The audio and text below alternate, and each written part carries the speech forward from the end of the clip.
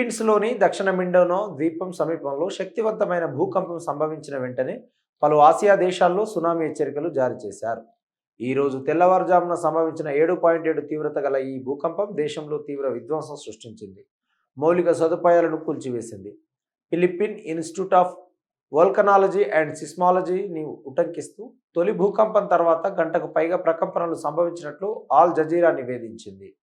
ఈ ఉదయం civil defence కార్యాలయం జాతీయ విపత్తు ప్రమాద తగ్గింపు నిర్వహణ మండలితో సహా అత్యవసర సంస్థలను అప్రమత్తం చేసినట్లు ఫిలిప్పీన్స్ అధ్యక్షుడు ఫెర్డినాండ్ మార్కోస్ తెలిపారు.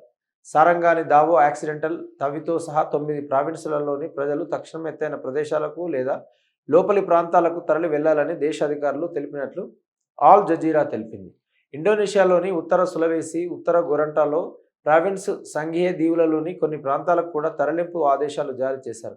ప్రజలను ఎత్తైన ప్రదేశాలకు వెళ్లాలని కోరారు. ఇదిలా ఉండగా జపాన్, ఫిలిప్పీన్స్, ఇండోనేషియాలోని అధికారులు ప్రమాదకరమైనటువంటి అలల గురించి హెచ్చరిస్తూ తీర ప్రాంతాల్లోని పౌరులను సురక్షిత ప్రాంతాలకు వెళ్లాలని సూచించారని ఆల్ జజీరా నివేదించింది. ఫిలిప్పీన్స్ తీర ప్రాంతాలను 3 మీటర్ల ఎత్తుగల సునామీ అలలు తాకవచ్చునని ఇండోనేషియా, మలేషియాలోని కొన్ని ప్రాంతాలలో 1 మీటర్ ఎత్తు వరకు అలలు వచ్చే అవకాశం ఉందని అమెరికాకు చెందిన పసిఫిక్ సునామీ హెచ్చరిక కేంద్రం కూడా తెలిపింది. నైరుతి ఇరాన్లోని ఒక ప్రధాన పారిశ్రామిక ప్రాంతమే లక్ష్యంగా వైమానిక దాడులు జరిపినట్లు ఇజ్రాయెల్ సైన్యం ధృవీకరించింది. ఇరాన్ వ్యూహాత్మక ఇంధన సమృద్ధి గల తీర ప్రాంతంలో ఉన్న మహుషహర్లోని పెట్రోకెమికల్ కాంప్లెక్స్లోని అనేక లక్ష్యాలపై ఇజ్రాయెల్ వైమానిక దళం తాజాగా దాడి చేసిందని సైనిక విభాగం వెల్లడించింది. ఈ 2 ప్రాంతీయ ప్రత్యర్థుల మధ్య ప్రత్యక్ష ఘర్షణలు తీవ్రమవుతున్న తరుణంలో ఇరాన్ పారిశ్రామిక మౌలిక సదుపాయాలపై వైమానిక ఆస్తులను వేగంగా మోహరించడం ఒక పదునైన వ్యూహాత్మక మార్పును సూచిస్తుంది.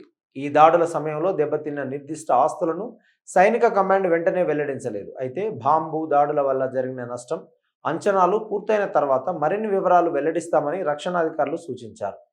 ఇరాన్ వార్తా సంస్థ ISNA ప్రకారం ఇరాన్ ఇజ్రాయెల్ భూభాగం వైపు కొత్తగా క్షిపణి దాడి చేయడంతో మధ్య దక్షిణ ఇజ్రాయెల్ అంతటా వైమానిక దాడి సైరన్లు మోగాయి. సోషల్ మీడియా ప్లాట్ఫామ్లో Xలో ఒక ప్రకటన ద్వారా జరుగుతున్న ఈ సరిహద్దు దాడులను ధృవీకరిస్తూ ఇజ్రాయెల్ వైమానిక దళం తమ దేశం అధునాతన వైమానిక రక్షణ వ్యవస్థలు ఈ ముప్పును చురుగ్గా ఎదుర్కొంటున్నాయని పేర్కొంది.